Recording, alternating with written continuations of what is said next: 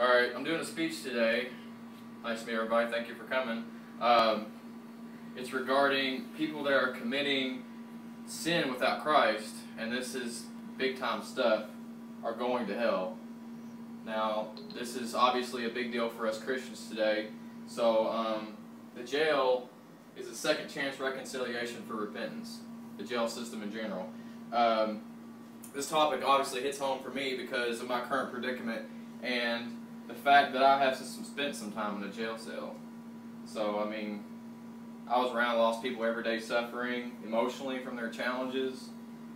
They are seeking so many pleasures and belief besides the one true joy of Christ, which is unfortunate. And we have to reach them from the inside so they can be effective on the outside. You know, they want to be effective from the outside by reaching them internally in their souls. So if we can support these jail ministers out there by doing things for our local church, that's going to be a positive impact on them. There's an article entitled "The Prison Ministry" by Byron Eshelman, and he describes the immediate assistance that is needed for people in jail, and that the church should respond more now than ever. The church is not giving the attention to chaplain ministers as needed, and that's what he was saying in this article, is that we as Christians need to really push behind our pastors, our associate pastors, our elders and deacons, to really help them understand that people in jail are there for a purpose. Obviously, it's for punishment in some circumstances, but you know, they're seeking repentance. They're seeking direction for their life. There will be 3 points that I go over with you real quick that will validate the emphasis of seeking souls for Christ in a jail ministry setting. The first point I'd like to say is that seeking the lost from a chaplain staff through timely prayer and considerations. The second point is to rehabilitate and equip the inmates spiritually and prepare them for the outside world of temptations.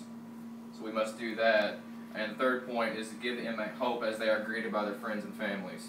So we want to be sure that through all things that, again, I reiterate that we push these chaplains and ministers that are in these jail and prison settings to rehabilitate them, because when they get out of jail, they're going to have those type of temptations, those friends and family members that are there to, you know, some are going to be pushing temptations back on them again, because that's how really Satan works in that area. So if we can really get behind these guys and do that, that would be the main thing.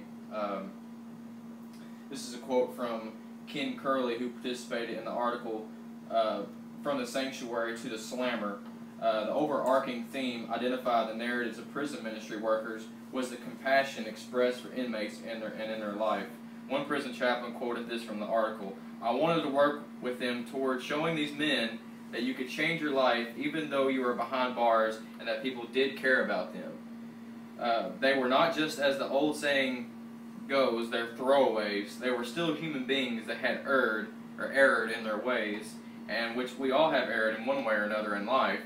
And I counted a great joy to serve those men." So this person here was somebody who participated as a chaplain himself. He's been there. He's got those experiences. He's got the expectations of what to know and what's going on in that setting. So he obviously knows the pain and the suffering that goes along with it, and the psychological barriers that these inmates must cross in that setting.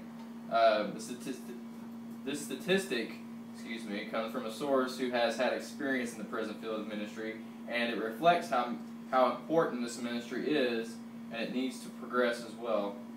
This is kind of staggering. Nearly 1/3 of the prisoners released each year in the United States return to prison within 2 years. So we can see that being a pretty big deal in that area.